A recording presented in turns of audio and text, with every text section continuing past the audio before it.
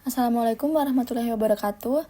Perkenalkan, saya Yunda Putri Azahra dengan NIM G002303 dari kelompok A4.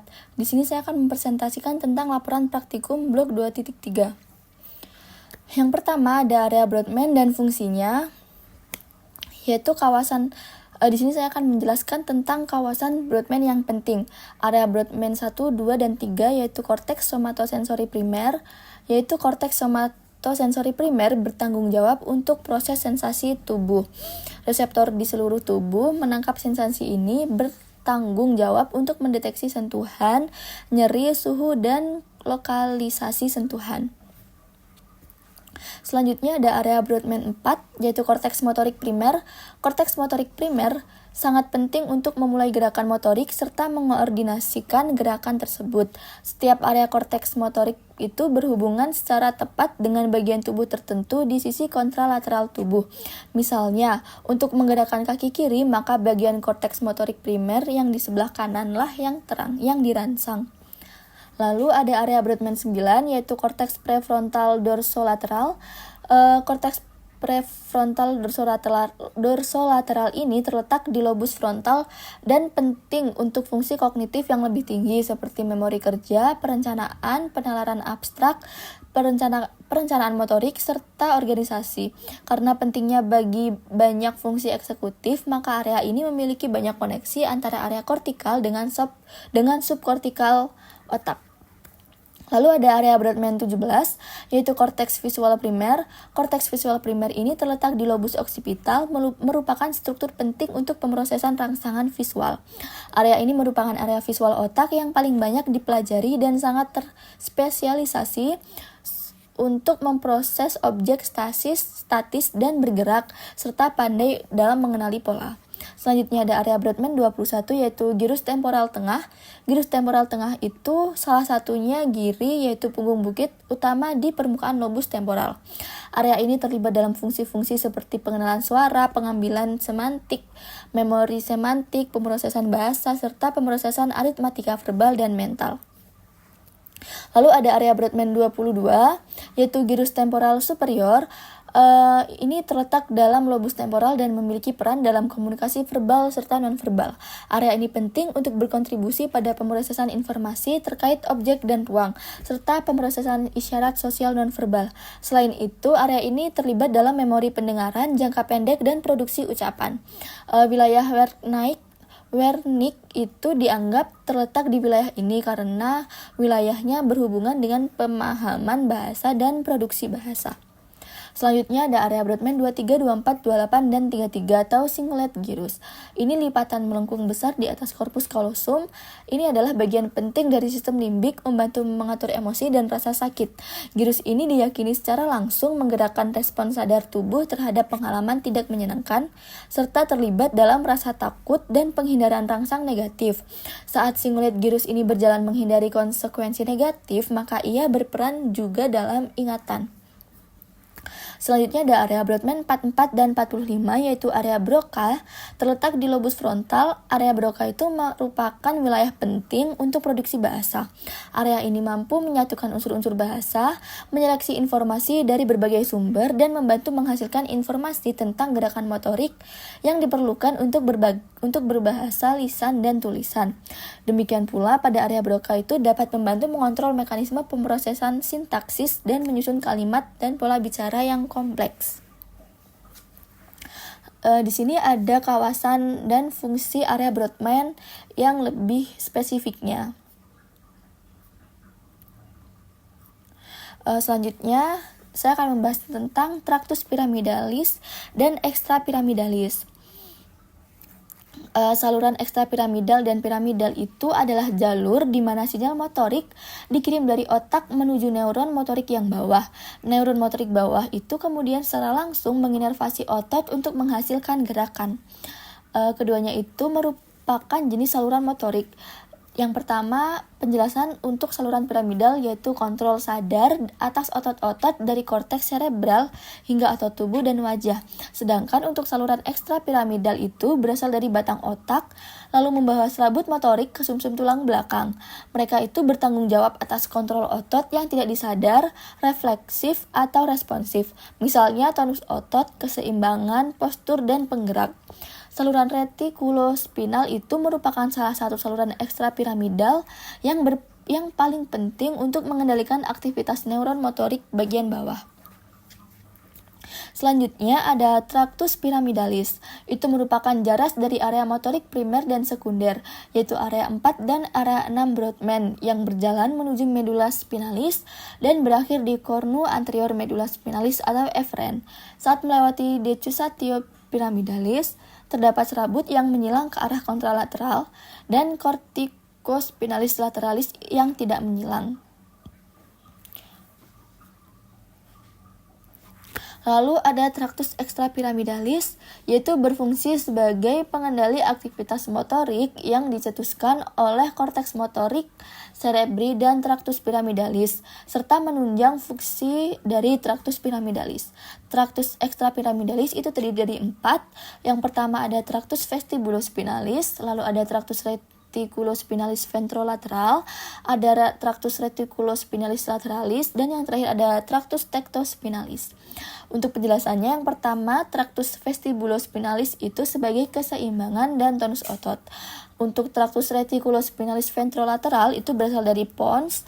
Selanjutnya ada tractus reticulospinalis lateralis itu berasal dari medula oblongata, dan yang terakhir ada tractus tectospinalis itu berasal dari mesencephalon menuju medula spinalis. Lalu ada encephalon terbagi menjadi 3 bagian, yaitu pertama ada prosencephalon, yang kedua ada mesencephalon, yang ketiga ada rhombencephalon. Yang pertama itu prosencephalon itu terdiri dari telencephalon dan diencephalon. Untuk yang mesencephalon itu berada di midbrain, yang selanjutnya terakhir itu ada rhombencephalon, itu terdiri dari cerebellum, pons, dan medula oblongata. Selanjutnya ada cerebrum. Cerebrum itu merupakan bagian encephalon yang paling besar, terletak di fossa cranii anterior et media, terdiri atas 2 belahan yaitu hemisferium cerebri dexter dan sinister. Untuk hemisferium cerebri dexter et sinister itu dipisahkan oleh 2 visura longitudinalis cerebri. Sedangkan hemisferium cerebri dexter et sinister itu dihubungkan oleh corpus callosum. Selanjutnya ada medula spinalis. Untuk struktur eksternalnya ada visura mediana anterior, sulcus mediana posterior, sulcus anterolateralis yaitu tempat keluarnya radix anterior atau radix motorik. Sedangkan untuk sulcus posterolateralis itu tempat keluarnya radix yang sensorik. Untuk struktur internalnya itu ada 2 substansia, yaitu substansia alba dan substansia grisea. Untuk substansia alba itu warnanya lebih putih karena isinya adalah serabut saraf yang terselubung mielin. Di situ tuh banyak lemak, makanya warnanya lebih putih. Untuk substansia alba itu dibagi menjadi 3 bagian, yaitu funiculus anterior, lateral, dan posterior. Selanjutnya, substansia grisea itu tercat warnanya lebih abu-abu karena didominasi oleh badan sel saraf. Di tengahnya terdapat kanalis centralis yang nantinya akan terisi. Untuk penjelasannya itu di sini yang gray matter, substansia grisea itu yang nomor itu. Selanjutnya nervus cranialis. Nah, untuk nervus olfaktori itu asal impulsnya dari epitel olfaktori. Untuk optik itu asal impulsnya retina, okulomotor itu asal impulsnya proprioseptor otot bola mata, cochlear itu asal impulsnya proprioseptor otot bola mata juga, trigeminal itu asal impulsnya otot kepala, wajah, rahang bawah, dan otot rahang. Untuk abducens itu asal impulsnya proprioseptor otot bola mata, rectus eksternal. Untuk nervus facialis itu asal impulsnya ujung pengecap di ujung lidah, wajah, bibir, dan kelopak mata. Sedangkan untuk nervus auditorinya itu asal impulsnya dari telinga dalam atau koklea. Untuk glosopharyngeal itu asal impulsnya ujung pengecap lidah belakang dan faring. Nervus vagus asal impulsnya alat-alat atau organ-organ dalam seperti jantung, paru-paru, dan lambung. Aksesori spinal itu juga dari organ dalam, jantung, paru, dan lambung. Selanjutnya ada hipoglossal, itu asal impulsnya otot lidah. Selanjutnya ada circulus anteriosus villi. Yang pertama ada arteri carotis interna, bagian anterior itu bercabang menjadi arteri cerebri anterior dan media. Selanjutnya ada dua arteri vertebralis, bagian posterior bersatu menjadi arteri basiliaris dan memvaskulisasi trunkus cerebri, kemudian bercabang menjadi arteri cerebri posterior. Selanjutnya ada dua arteri cerebri anterior dihubungkan oleh arteri communicans anterior.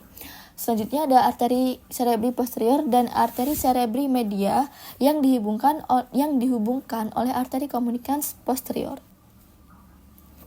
Selanjutnya ada jalur penglihatan manusia. Awalnya itu mata berespon terhadap cahaya sehingga memicu potensial aksi aferen yang akan menghubungkan mata dengan otak melalui nervus optik dan traktus optik. Selanjutnya, gelombang cahaya yang masuk dari sebuah objek menuju kornea, kemudian melewati pupil menuju makula di retina. Perubahan intensitas cahaya itu mempengaruhi ukuran diameter pupil. Apabila intensitas cahayanya tinggi, maka pupil akan mengkecil atau miosis. Dan apabila kebalikannya, intensitas cahaya itu rendah, pupil akan melebar atau bermidriasis. Selanjutnya, gelombang cahaya yang telah dipantulkan tadi secara konvergen oleh kornea dan lensa kristalin ke titik fokus.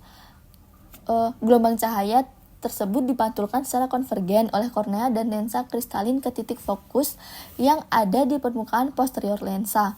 Cahaya yang terbiaskan oleh lensa itu selanjutnya akan melewati vitreus dan terfokuskan pada retina, yaitu makula. Cahaya yang mencapai fotoreseptor pada retina yaitu ada reseptor batang dan reseptor kerucut. Reseptor batang itu untuk mendeteksi intensitas cahaya, sedangkan reseptor kerucut untuk mendeteksi warna.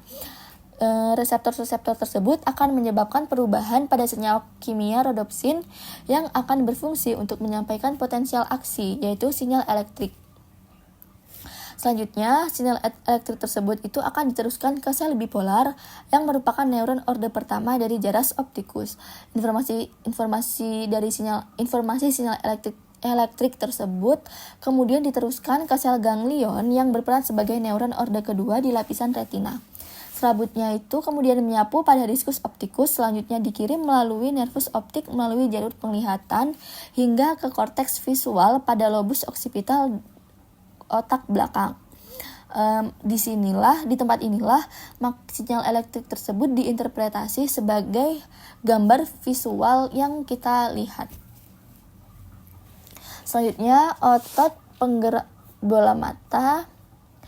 Yang pertama ada otot okulomotor, lalu ada otot troklear, lalu ada trigeminal, ada nervus abducens juga. Selanjutnya, di sini saya akan menjelaskan tentang perbedaan saraf simpatik dan parasimpatik. Untuk saraf simpatik pada organ pupil berfungsi sebagai melebarkan pupil, sedangkan parasimpatik untuk mengecilkan pupil. Selanjutnya ada kelenjar ludah pada saraf simpatik itu berfungsi untuk menurunkan produksi air liur, sedangkan saraf parasimpatik berfungsi untuk meningkatkan produksi air liur. Selanjutnya di mukosa hidung berfungsi untuk menurunkan yang simpatik, sedangkan parasimpatik untuk meningkatkan produksi mukosa pada hidung. Selanjutnya ada detak jantung. Simpatik berfungsi untuk meningkatkan detak jantung, sedangkan parasimpatik berfungsi untuk melambatkan detak jantung. Selanjutnya ada arteri. Simpatik berfungsi untuk menyempitkan arteri, sedangkan parasimpatik berfungsi untuk melebarkan arteri. Lalu untuk paru-paru berfungsi sebagai relaksasi bronkus untuk yang simpatik, sedangkan parasimpatik itu berfungsi untuk konstriksi bronkus. Selanjutnya ada sistem pencernaan. Simpatik itu berfungsi untuk menurunkan motilitas, sedangkan parasimpatik berfungsi untuk meningkatkan motilitas. Untuk ginjal, Pada ginjal yang simpatik itu berfungsi untuk mengurangi urin, sedangkan parasimpatik untuk meningkatkan produksi urin. Selanjutnya keringat pada simpatik itu berfungsi sebagai meningkatkan produksi keringat, sedangkan parasimpatik itu produksi keringat secara normal. Untuk hati, yang simpatik itu berfungsi sebagai konversi glikogen menjadi glukosa, sedangkan parasimpatik berfungsi sebagai sintesis glikogen. Di sini ada modalitas saraf kranial. Yang pertama, saraf olfaktori itu sifatnya sensorik, berfungsi untuk penciuman. Optik, sifat saraf sensorik berfungsi untuk penglihatan. Saraf okulomotor, sifat sarafnya motorik, berfungsi untuk pergerakan otot mata ke kanan dan kiri serta kelopak mata. Untuk saraf troklear itu sifatnya motorik, berfungsi sebagai pergerakan bola mata. Untuk trigeminal itu sifat sarafnya sensorik motorik, berfungsi sebagai perasa yang sensorik, dan penggerak lidah berfungsi sebagai motorik. Selanjutnya ada abdusen, sifat sarafnya itu motorik, berfungsi sebagai pergerakan bola mata. Nervus facialis itu sifat sarafnya sensorik motorik, yang sensorik itu sebagai pengecap, sedangkan yang motorik itu berfungsi sebagai pengatur mimik wajah. Selanjutnya ada vestibulokoklear, sifat sarafnya sensorik, berfungsi sebagai pendengaran. Ada yang ke-9 ada glosopharyngeal, sifat sarafnya sensorik motorik.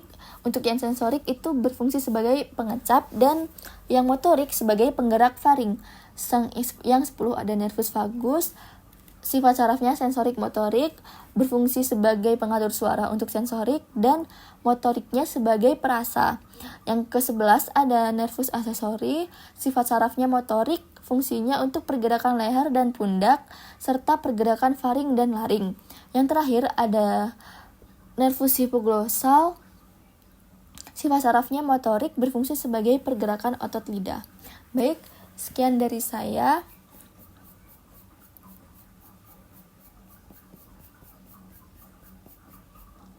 Terima kasih. Apabila ada kurang dan lebihnya saya mohon maaf. Wassalamualaikum warahmatullahi wabarakatuh.